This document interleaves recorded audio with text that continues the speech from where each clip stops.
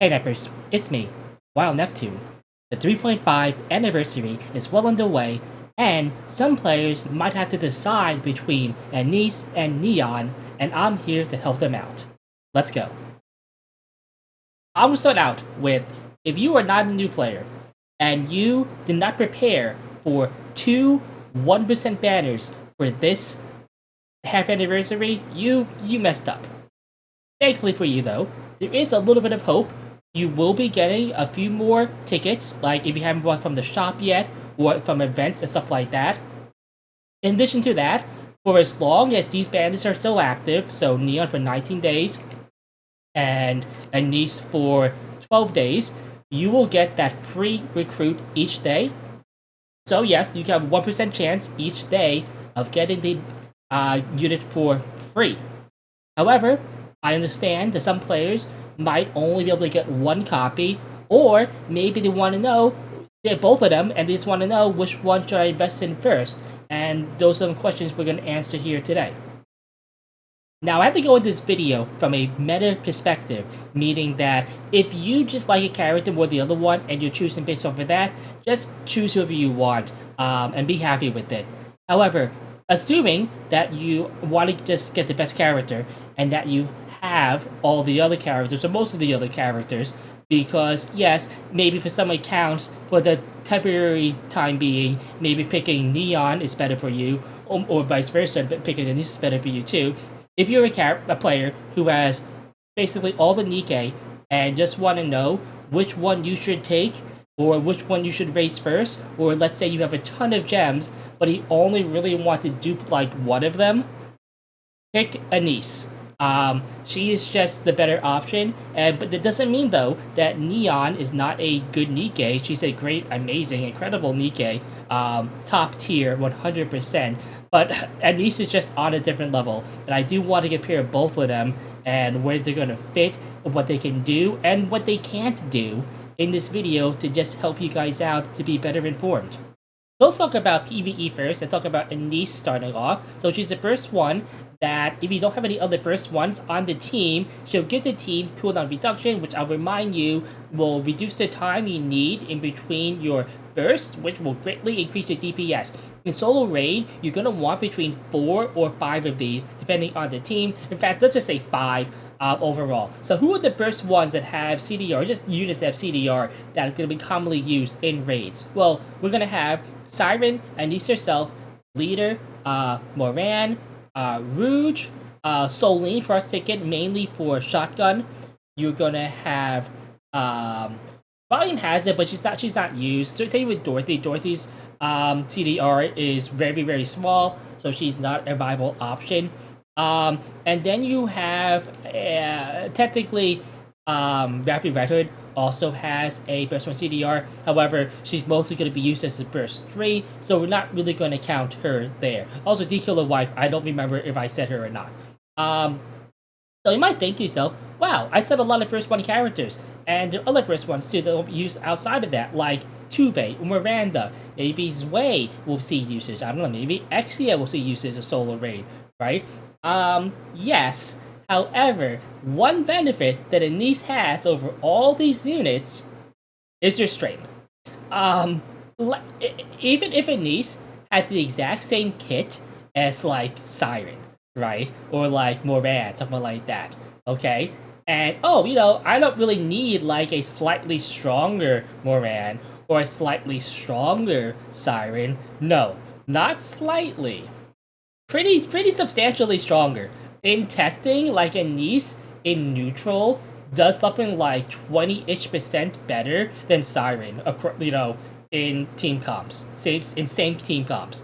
Against Kraken, which is a win week boss, something like 10% better. So that is like a pretty substantial boost over a Nikke that is like was best in slot for a very long time, and now she just isn't, even against fights that she should still directly be better in, and this is just that much stronger. So this is less of you need and needs to fill in a hole for a team, but let's be honest here, her being electric too is also a benefit for her, and we'll see why when we talk about Neon's PvE in a tiny bit here too. but just Anise is so strong that she is basically like the definition of what power creep is in a game. She's the de facto best burst one in the game right now, and probably the best unit in the game. Maybe probably two. Like I still think Crown is slightly above her, but yeah. You have Crown, then Anise. So then we have Neon. So Neon is a burst 3 that must be on burst, which means that she basically is required to be actively bursting in order to gain her effects. And she is a very strong, incredible unit, like I said before. And you might see here that there are not a lot of first 3 electric DPS. In fact, this has been a pain point for a lot of players that where are the electric DPS? There's like a running joke that Cinderella is not quite as meta as some of the other like units of other elements, but because she's basically like unchallenged by anything, that she is still like required basically to do almost anything like electric boss related. However, this is not true anymore, as now Neon's on the scene. So, Neon strength wise is anywhere between like say 95 to 105% of Cinderella's power, depending on the boss itself and what the content is. So sometimes slightly worse, sometimes slightly better, sometimes equal, given equal investment. And so yeah, like they're relative to each other, and they're gonna be much stronger in bossing, like when you take away stuff like true damage. So like against like deficit stuff, so in story mode or in Tau, stuff like that, things like Ada, they're gonna shine a little bit more because true damage in those places are just a lot better. However, against things like solo raid or anomaly interception, where your power deficit doesn't hurt you, then yeah, Ada and Iron get a little bit worse, and Neon and Cinderella get a lot better. So that's really what we're comparing to right here. And you notice here that yeah, you have them. Then if a niece, you have Maid and Ice Rose, who's I mean, remind you guys, is a limited character and is really only uses off burst. You have Ada, who is a collab character who a lot of people will not have. You have Scarlet, who yes is okay, but is only also Anise. Summer Anise is also a limited only unit too, so hopefully be running in the summertime. You have Scarlet, who was a part of the lowest damage composition, I believe, last solo raid.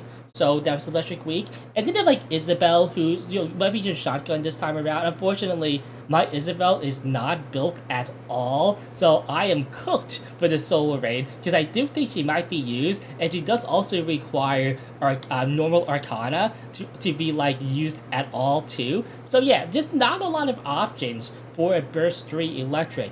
And you might think to yourself, oh yeah, well, sure, that means Neon definitely has a benefit here in overall need. And sometimes that's true, but the thing is though, electric is electric, right? And the fact that any star does so much damage as an electric burst 1, just kind of like, she's like a DPS and a burst 1, like all into one, basically. So she gains those same benefits as Neon does, being a burst 1. Even though when these technically fills a more needed role, there is still like a lot of other burst 3s that you can just kind of plug in, right? You don't necessarily have to have a burst 3 that is strong against the boss in every single case. Even though I recommend it, right? It will definitely boost your DPS up quite a bit if you can manage to do that. But definitely in the case of like electric, this has been really hard to do, and people have been coping using like weird units, like using stuff like Scarlet still, who I think might finally be seeing the axe in some solo raid teams here. Alright, so yes, we're gonna have solo raid where both Anise and Neon are gonna be extremely good in, but I think the main difference, besides overall like power comparative to other units, that really set them apart, is going to be the other content in the game. Because, in my opinion, Neon is really only good, at least meta level, for solo raid. Where Anise is going to be meta level for everything in the game. And let's take a look at some of the other content right now. So in campaign, in most stages that are not boss stages, when you go into them, if you're at a deficit, you will likely be going with some true damage stuff. So you have Ada, you'll be using her. A lot of times you'll be using something like Vesti Tactical Upgrade, right? And we're just gonna, go in here and see just how we do here. We have a Nice Answer Burst 1. And you might ask, well, maybe a Nice really doesn't have the survivability overall that you might want to have for some burst ones that are in the game. And maybe that's true in some cases, but do you know what really helps you survive in a lot of cases, in a lot of scenarios like this? Bursting really, really fast, right? And Anise has some of the most insane burst generation in the entire game. In fact, I believe she's like second fastest burst generation in the game, which is saying something. And there are a lot of stages where enemies, they will attack you really quickly here, and being able to get a burst off before they can kill you is basically like winning and losing the stage. And no other burst one in the entire game can really help you do that besides Anise. So yeah, she just makes a lot of stages that would have been otherwise pretty difficult to survive doable, just because you're just doing that much more damage. Of course, that doesn't mean that there are not some stages where you might need to swap her out for like a Moran or a Siren, something like that. But those are not going to be as common, in my opinion, as you might think. And the thing is, too, though, in a lot of stages also, you're not really going to be using Neo Neon or Vision Eye in these like mob stages quite as frequently, because you'll just have like other things you want to plug in. Again, against deficit, true damage, and if you're not at deficit, it honestly doesn't really matter as long as the characters you have are advantageous or just good against whatever you're fighting. Finally, we have PvP.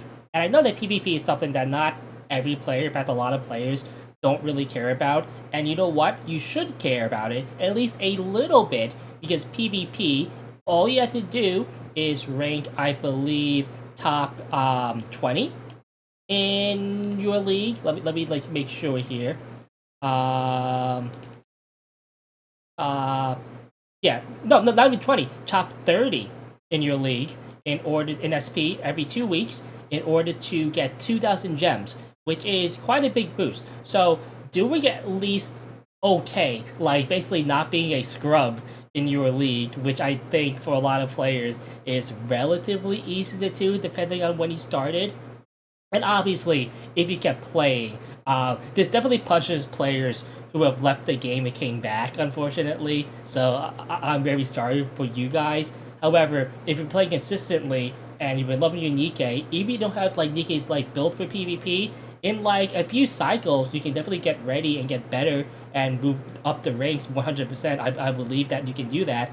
And Anise is insane for PvP.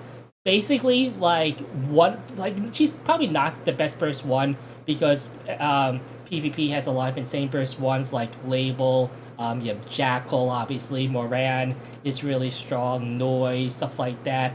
But yeah, but she's just so strong. Again, burst generation is one of the most important things in PvP, and burst generation from Anise is absolutely nuts.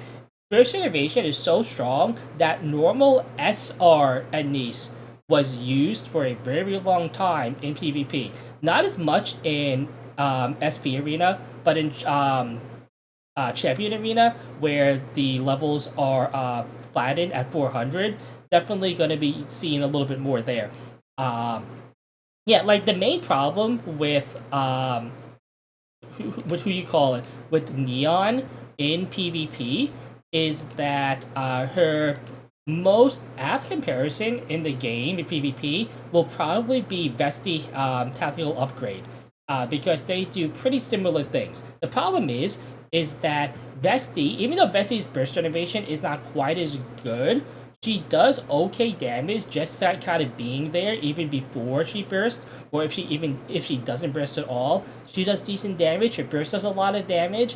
But yeah, the thing is though is that and Neon's burst generation is just bad.